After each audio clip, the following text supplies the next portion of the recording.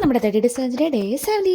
അപ്പം അതുപോലെ രാവിലെ ഉറങ്ങി എഴുന്നേറ്റ് നല്ല ചൂട് ചായയൊക്കെ ഇട്ട് കുടിച്ച് ഈ ജുനെ ഡ്യൂട്ടിക്ക് പറഞ്ഞു വിടണം. അപ്പോൾ ഫുഡൊക്കെ ഉണ്ടാക്കി പ്രിപ്പയർ ചെയ്ത് ജുനെ ടാറ്റാ ബാബായി പറഞ്ഞ് ഡ്യൂട്ടിക്ക് പറഞ്ഞു വിട്ടു.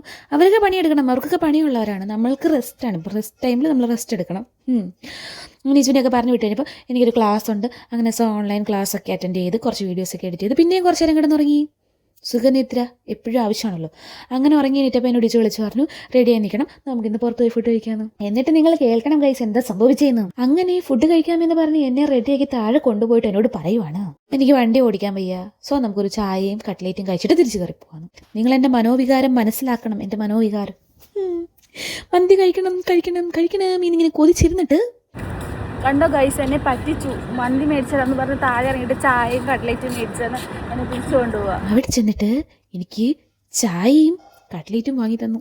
ഞാൻ ഓർത്ത് പാവല്ലേ, ഡ്യൂട്ടി കഴിഞ്ഞ് എത്ര ദൂരം കഴിഞ്ഞ് വരുവാണ്, സോ വണ്ടി ഓടിക്കാൻ വയ്യായിരിക്കും. പിന്നെ എന്തിനാ എന്നെ ഒരുക്കി താഴെ കൊണ്ടുപോയി? എല്ലാം പ്ലാനിങ് ആയിരുന്നു ഗൈസ്, എല്ലാവരുടെയും പ്ലാനിങ് ആയിരുന്നു.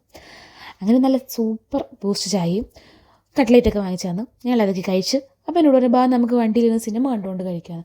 അങ്ങനെ ഞങ്ങൾ സിനിമയൊക്കെ കണ്ട് ചായയും കട്ട്ലേറ്റൊക്കെ കുടിച്ച് ഇതെല്ലാവരോട് ചേർന്നുള്ള പ്ലാനിങ് ആയിരുന്നു ഗൈസ്. പ്ലാനിങ് എന്താണെന്നുള്ളത് നെക്സ്റ്റ് വീഡിയോയിൽ കാണാം. പിന്നെ എല്ലാം കഴിഞ്ഞ് തിരിച്ച് റൂമിൽ വന്ന് നല്ല ക്ഷീണം, വന്നപ്പോൾ തന്നെ 2 മണിയോളം ആയി. ഇനി കിടന്ന് ഉറങ്ങണം. നെക്സ്റ്റ് വീഡിയോയിൽ കാണാം. അപ്പോൾ അതെല്ലാവർക്കും ബൈ ബൈ.